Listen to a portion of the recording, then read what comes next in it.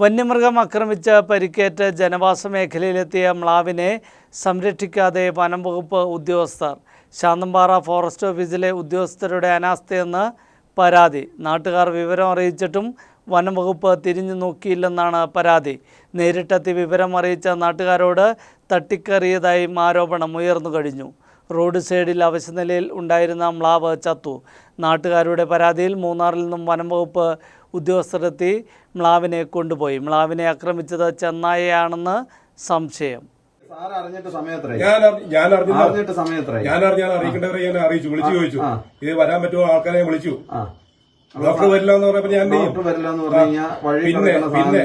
പിന്നെ ഓഫീസിൽ വന്നിട്ട് ഒരു കുഞ്ഞ്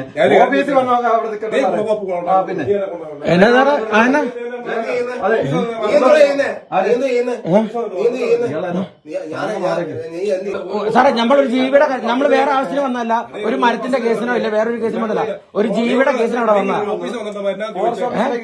സാറേ. 1 മണിക്കൂറായി ഞാൻ വിളിച്ചിട്ട്.